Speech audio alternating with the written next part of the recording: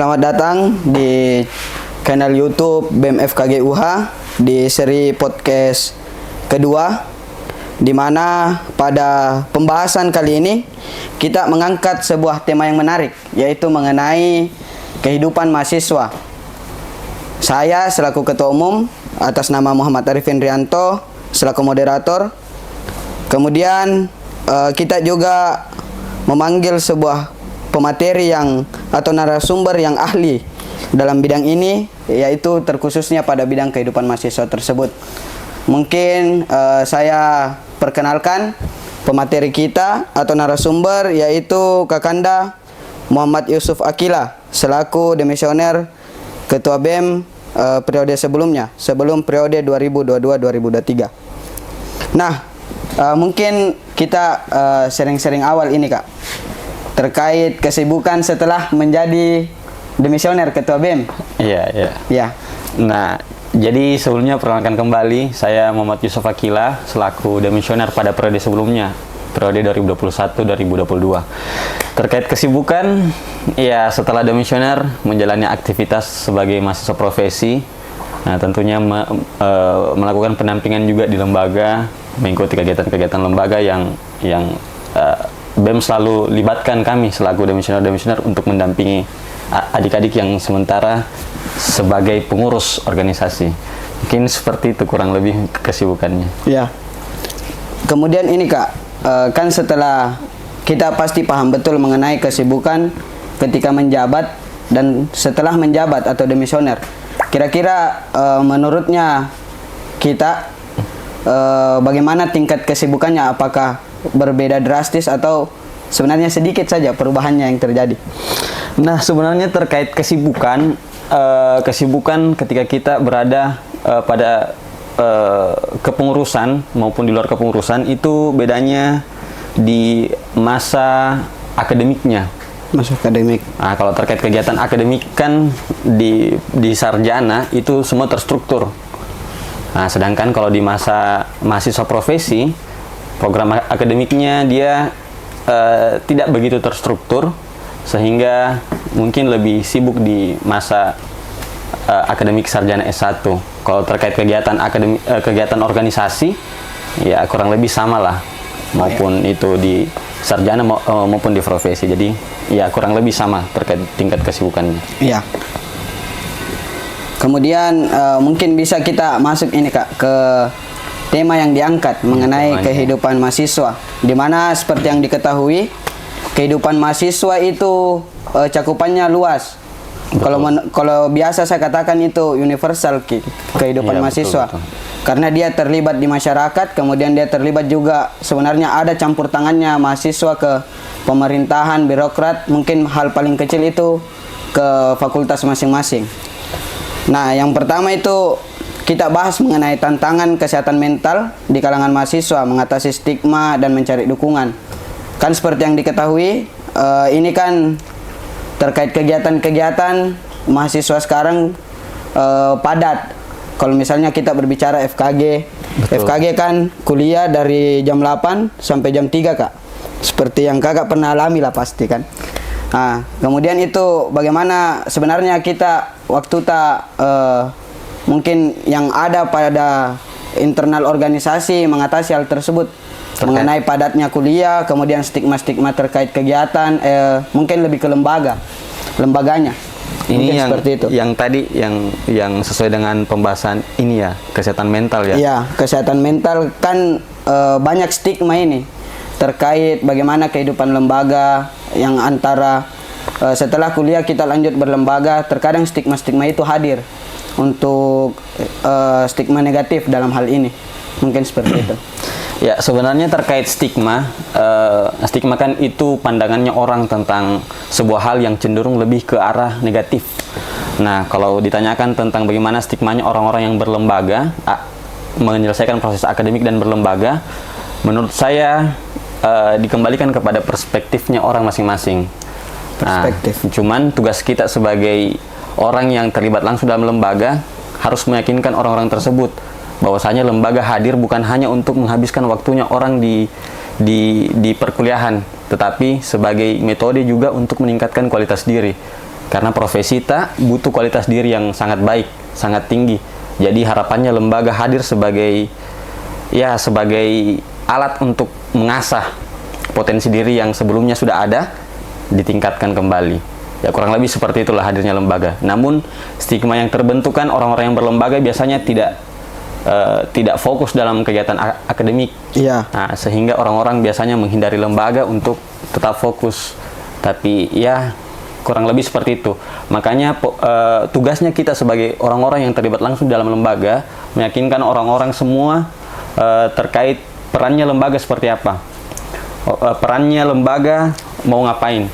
Nah, sehingga besar potensinya lembaga sebagai tempat untuk mengasah potensi diri. Mungkin seperti itu kalau pandangan saya. Ya, saya ambil poin menarik di perspektif pribadi orang dan bagaimana sebenarnya peran lembaga untuk mengatasi perspektif itu. Mungkin orang-orang di dalam lembaga. Kalau saya kembalikan ke Kak Ucu, saya panggil Kak Ucu, saya Siap, Bung Ipin. Ya. Nah, itu Kak, kan kehidupan sekarang memang erat kaitannya dengan bagaimana kesehatan mentalnya mahasiswa. Iya, betul. Mungkin saya lebih terkadang mahasiswa yang berfokus di akademik saja, terkadang mengalami stres yang berlebihan atau mungkin terganggu kesehatan mentalnya, betul. kalau bisa dikatakan. Apalagi dengan mahasiswa yang ibaratnya bisa dikatakan organisatoris, di mana dia pagi sampai sore dia fokus kuliah, kemudian sore ke malam biasanya dia mengurus lembaga. Kira-kira pernah tidak terjadi itu di kehidupannya Kak Ucu sendiri? Iya, sebenarnya terkait kesehatan mental ini dari WHO mengatakan kesehatan mental itu sebuah keadaan sejahtera bagi sebuah individu, betul? Jadi kesejahteraan dulu. Nah, ketika pertanyaannya apakah pernah mengalami gangguan kesehatan mental ketika mengurus akademik dan organisasi, sebenarnya sejauh ini pernah. Cuman hal itu tidak bisa diartikan sebagai hal yang yang menetap, karena pada prosesnya setiap orang punya situasinya sendiri, setiap orang punya pengalamannya sendiri, dan yang penting adalah kita tidak boleh berlarut-larut dalam sebuah keadaan yang negatif. Jadi keadaan negatif itu perlu untuk dijadikan sebagai pembelajaran. Yang menjadi PR adalah tidak boleh kita berlarut dalam keadaan tersebut. Kalau ditanyakan pernah mengalami gangguan kesehatan mental atau bahasa sininya kena mental? Ya, kena mental, bahasa Makassarnya. Ya, pernah mengalami kena mental.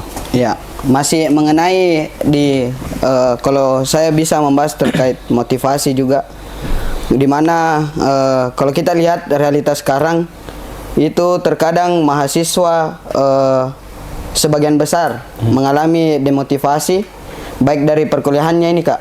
Ya, jadi bukan saja demotivasi di lembaga, demotivasinya juga biasa terjadi di perkuliahannya sendiri, sehingga dia tidak masuk kelas misalnya, mungkin masuk kelas tapi tidak mengerjakan tugas-tugas yang diberikan, sekedar hadir. Menurut saya itu merupakan sebuah demotivasi yang terjadi. Nah, kalau dari kita ini Kak, bagaimana menanggapi hal tersebut? Demotivasi baik dari demotivasi di perkuliahan maupun di organisasi misalnya. Iya. Satu hal yang selalu terulang di setiap kepengurusan, di setiap angkatan, bahwa adanya situasi yang dialami oleh keluarga mahasiswa. Nah, kalau tadi dikatakan demotivasi, artinya turun motivasinya dari motivasi awal di motivasinya sekarang dalam menjalani sebuah kehidupan. Terkait cara menghadapi, nah di sini mungkin saya mau tarik garis lurusnya dulu. Kita berkaca di latar belakang. Hal-hal yang mempengaruhi demotivasi kan biasanya ada sebuah keadaan yang mungkin tidak sesuai dengan ekspektasinya orang-orang. Ekspektasinya orang yang mengalami demotivasi, sehingga demotivasi itu terjadi. Nah, kemudian sejauh ini ketika kalau ditanyakan apakah saya pernah demotivasi atau tidak, ya tentunya pernah. Cuman yang menjadi alasan kenapa terus berjalan di kepengurusan, alasan kenapa terus selalu meluangkan waktu untuk lembaga, ya karena kita punya keluarga dalam sebuah kepengurusan. Jadi mungkin salah satu solusi ya, kalau dari pandangan saya terkait bagaimana orang-orang bisa selalu aktif dalam sebuah organisasi, dalam akademik, harus punya keluarga terlebih dahulu. Dan disinilah mungkin kalau ditanyakan bagaimana cara membentuk keluarga, ya harus punya latar belakang yang sama, harus sering bersamaan, tukar pikiran dan diskusi dan lain-lain. Mungkin seperti itu. Iya. Terkait Kalau saudara Ipin selaku ketua BEM sekarang, apakah pernah mengalami demotivasi atau tidak? ya, kalau saya Kak pernah waktu forum di LKMMTD ada peserta yang menanyakan hal ini. Tetapi jawaban saya pada saat itu, kalau selaku pemimpin dalam sebuah organisasi, yang dalam lingkup kecil sebuah organisasi, demotivasi itu ibaratnya tidak boleh terjadi di seorang pemimpin. Tetapi memang secara realita dan fakta, ya pasti namanya manusia pasti ada titik jenuh. Saya biasa katakan juga itu sebuah titik jenuh, di mana dirasa yang dilakukan itu sudah tidak ada impact untuk diri sendiri, dan hal itu juga pernah terjadi baik itu di kepengurusan sebelumnya maupun di kepengurusan saya yang selaku ketua umum. Tetapi bagaimana saya mengatasi tersebut, saya merefleksikan diri pada saat bagaimana saya memantapkan diri untuk maju sebagai salah satu bakal calon untuk pemilihan ketua BEM pada saat itu, sehingga hal itu yang menjadi motivasi kembali bagi diri saya sebenarnya Kak, begitu. Ya, jadi memang kurang lebih setiap orang punya demotivasinya. Pasti, kalau saya katakan hal itu hal yang sunnah terjadi sebenarnya. Iya, betul. Biasa terjadi, biasa juga tidak. Ini yang terkadang, tapi sebagian besar dalam hal ini mungkin mahasiswa FKG. Kalau kita kerucutkan lagi di keluarga mahasiswa, pasti demotivasi itu terjadi. Dan itu menurut saya penting juga sebenarnya. Lingkungan itu sangat penting untuk menarik bagaimana motivasinya mahasiswa. Selanjutnya mungkin Kak, ini terkait kalau kita lihat sekarang kan Kak Ucu ini sedang berada di tahap koas. Iya, di mana satu tahap lagi lah, tahap akhir menuju dokter gigi. Kalau saya kan masih di sarjana, masih ada satu tahap lagi untuk mencapai dokter gigi. Nah, kalau saya mau tanyakan ini Kak, bagaimana rencana ke depan terkait bagaimana caranya misalnya Kakak ini untuk mengoptimalkan pembelajaran yang didapatkan pada dunia kerja tak nanti. Mungkin seperti itu. Iya, jadi teman-teman yang berkuliah sebagai calon dokter gigi, teman-teman harus tahu bahwa profesi kita ini ada dua hal yang penting menurutku yang harus kita optimalkan, karena profesi kita ini berhubungan langsung dengan keilmuan serta keterampilan. Kalau kita berbicara tentang keilmuan, bicara tentang teori. Ya, teori. Apalah arti teori kalau tidak terampil? Ya, Begitupun betul. sebaliknya kan, apalah arti terampil kalau tidak punya teori. Jadi cara mengoptimalkannya ya harus selalu teman-teman punya motivasi untuk mengoptimalkan kedua hal ini, memahami teori secara baik dan menyeluruh, serta terampil dalam mengaplikasikan teori-teori tersebut. Karena profesi kita sebagai dokter gigi nantinya pasti bakalan dicari untuk melayani masyarakat. Nah, orang-orang yang dicari tentunya pasti punya keterampilan, punya keilmuan yang bagus, sehingga lebih mudah diserap di masyarakat luas. Nah, mungkin seperti itu kalau terkait bagaimana mengaplikasikan keilmuan kita di masyarakat supaya kita lebih mudah terserap kedua hal ini. Mengenai bagaimana mengoptimalkan pelajaran yang didapat di dunia kerja nantinya. Kemudian Kak, masuk ke pertanyaan selanjutnya ini, bagaimana terkait strategi yang efektif untuk menjalani sebenarnya perkuliahan. Dan ini menurutku sebuah poin penting dalam pembicaraan tak, karena strategi efektif ini juga yang menurut saya kurang sebenarnya didapatkan oleh keluarga mahasiswa, apalagi yang sarjana. Sarjana, betul. Itu terkadang dirasa tidak efektif. Terkadang harus ada yang dikorbankan salah Ya, satunya. betul. Antara perkuliahan maupun organisasi. Ya, betul. Ya. Jadi begini, kalau dari pandangan saya kan harus kita tahu setiap orang itu beda-beda cara belajarnya. Ya, betul. Sehingga ya banyak metode yang dilakukan supaya optimal pembelajaran yang dia terima.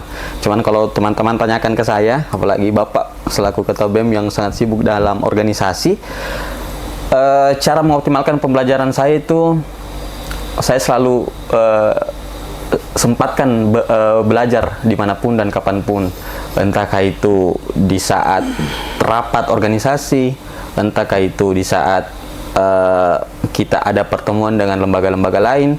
Jadi proses belajar sebenarnya itu tidak harus berada di sebuah tempat yang tenang segala macam, karena setiap momen itu bisa dijadikan sebuah pembelajaran. Nah, tapi kalau untuk fokusnya ke pembelajaran akademik, biasanya saya lebih sering diskusi ke senior-senior yang telah melewati masa-masa tersebut. Ya. Jadi salah satu keunggulannya lembaga itu ada relasi yang jangka panjang dari senior-senior angkatan segini, dan mereka lah menurut saya sebuah tempat untuk mengoptimalkan sebuah pembelajaran. Nah, itulah. Jadi terkait mengoptimalkan pembelajaran, kalau dari pandangan saya tidak perlu berada di sebuah posisi yang seperti orang-orang biasa lakukan di kafe dan segala macam. Semua tempat merupakan tempat belajar kalau kita betul-betul niat dan mau untuk belajar. Mungkin seperti itu kalau dari pandangan saya.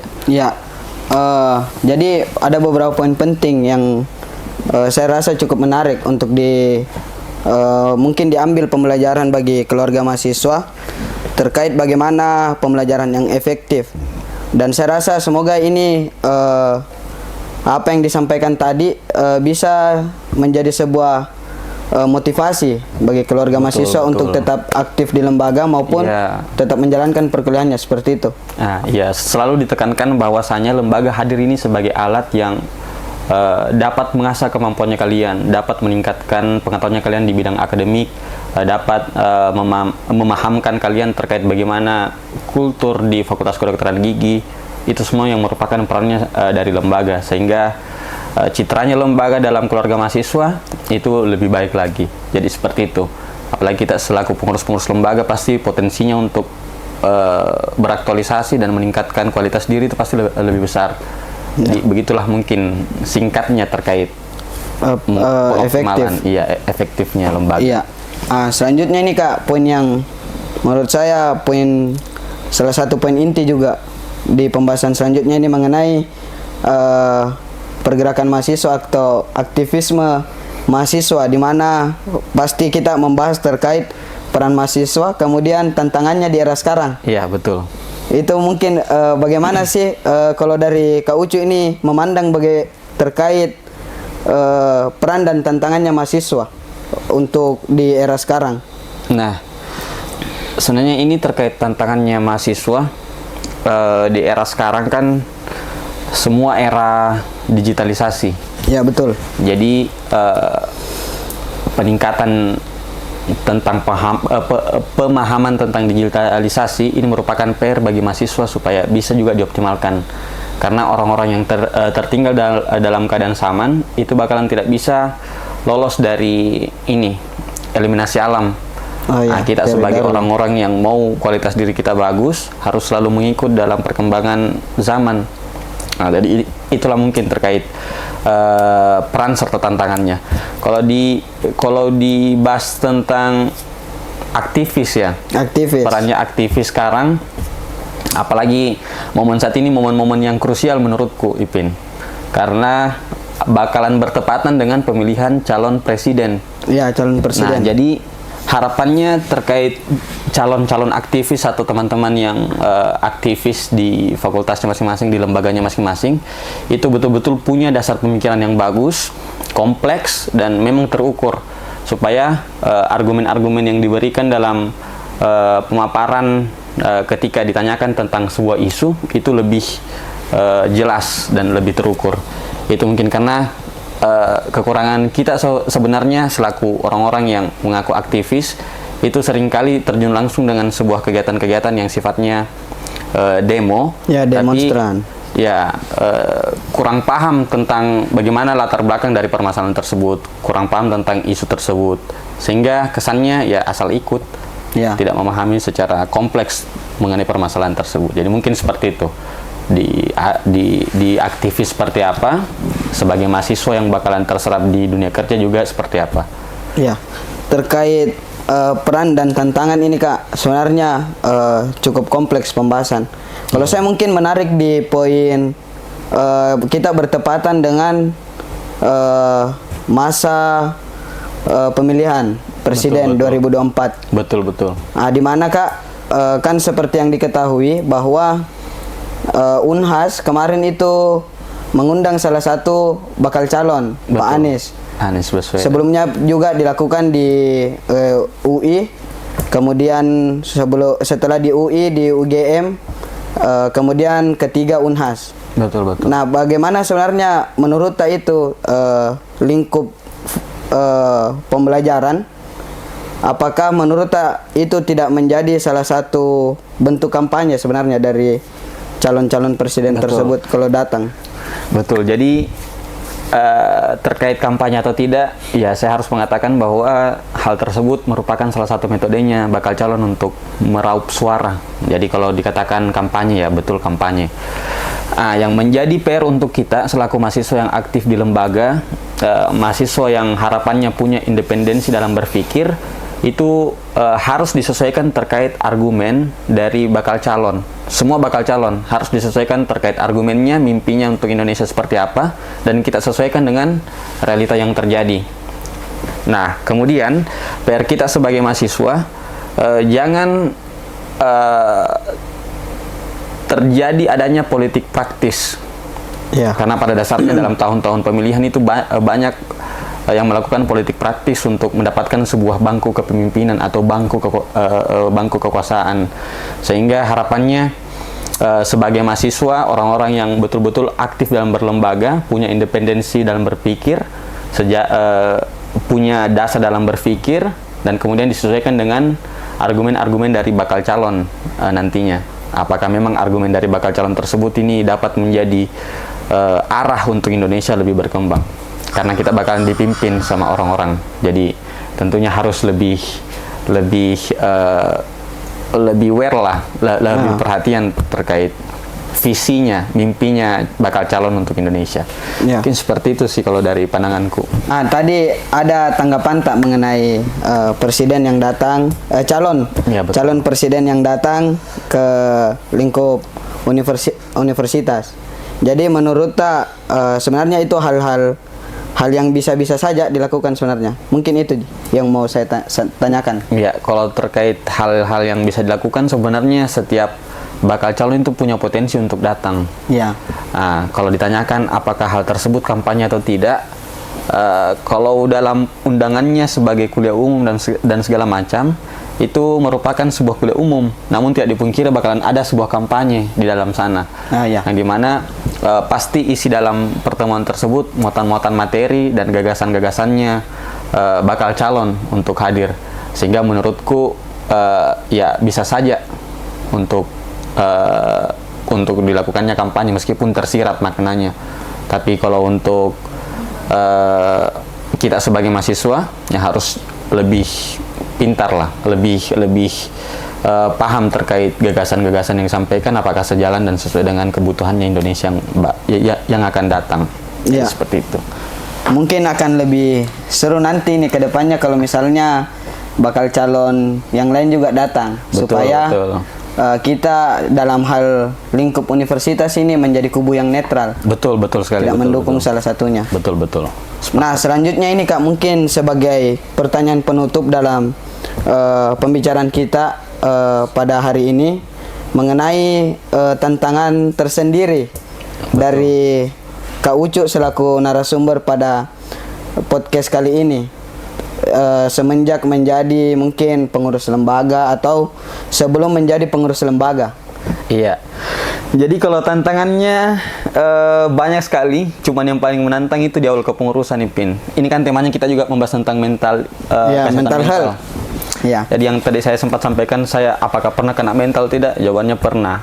Karena pada saat awal kepengurusan, yang sementara panas-panasnya saya dilantik sebagai Ketua Umum BEM, saya harus dikenai sanksi skorsing, sanksi yang dapat mengakibatkan saya mungkin diskorsing atau dikeluarkan dari fakultas.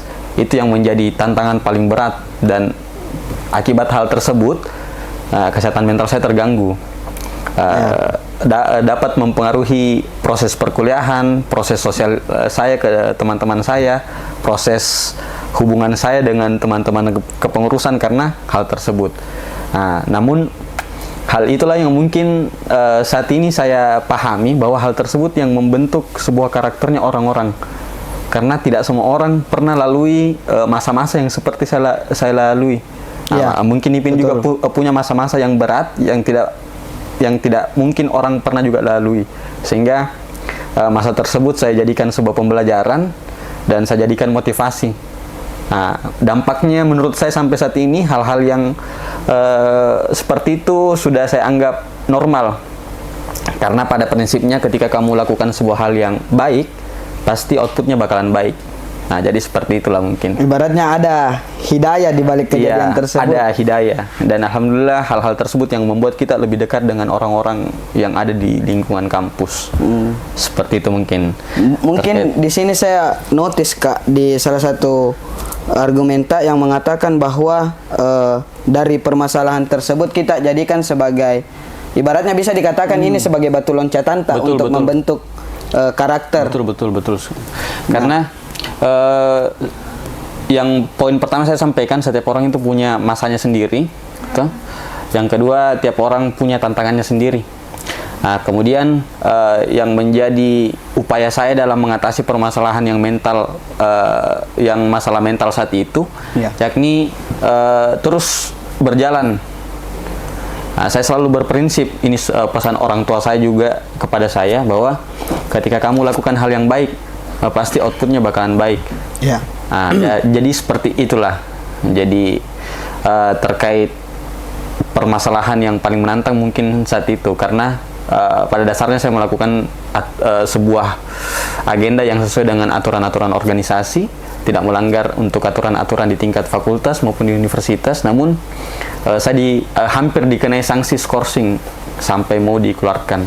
Namun opsi terburuknya dikeluarkan. Iya, opsi terburuknya dikeluarkan. Namun karena saya selalu berpegang teguh, saya selalu berdiskusi sambil berdoa dengan teman-teman yang ada di sekitar, senior-senior di sekitar, sehingga sanksi tersebut alhamdulillah tidak jadi dikenakan kepada saya, dan menjadi sebuah pembelajaran, menjadi sebuah momen untuk lebih dekat dengan orang-orang di tingkat fakultas. Seperti itu. Sebuah argumen yang menarik tadi itu Kak. Mungkin kita sampai ini Kak di tahap kesimpulan dari segala pembahasan yang telah dilakukan, mulai dari kesehatan mental, kemudian bagaimana kehidupan bermahasiswa. Mungkin dalam hal ini kita lebih membahas ke mahasiswa yang akademik, kemudian kita membahas mahasiswa yang organisatoris. Mungkin saya ada beberapa poin penting yang menurut saya bisa saya ambil sebagai pembelajaran, dan semoga hal ini juga bisa diambil sebagai pembelajaran oleh keluarga mahasiswa, di mana yang pertama mengenai kesehatan mental, memang terkadang hal itu pasti terjadi, tetapi kembali bagaimana sebenarnya kita melewati dan tidak terlena dengan posisi tersebut. Kemudian terkait pengalaman belajar yang bagaimana kita aktualisasikan pada dunia kerja nanti, hal itu juga menurut saya yang memang perlu ditekankan untuk kehidupan bermahasiswa. Pada hal ini kita selaku mahasiswa FKG yang dimana langsung memang berkenaan dengan masyarakat. Kemudian poin terakhir mengenai aktivisme mahasiswa, peran dan tantangan, saya rasa di sini banyak yang dibahas. Semoga pembahasan-pembahasannya bisa dijadikan pembelajaran. Mungkin ada sepatah dua kata Kak untuk keluarga mahasiswa dalam hal ini maupun penonton yang lain seperti masyarakat Iya, betul sekali.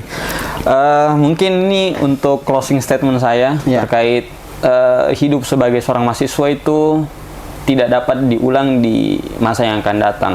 Jadi nikmati kehidupan mahasiswamu, cari semua pengalaman yang mungkin orang-orang yang orang lain tidak mendapatkannya dalam sebuah kehidupannya dia sebagai bermahasiswa.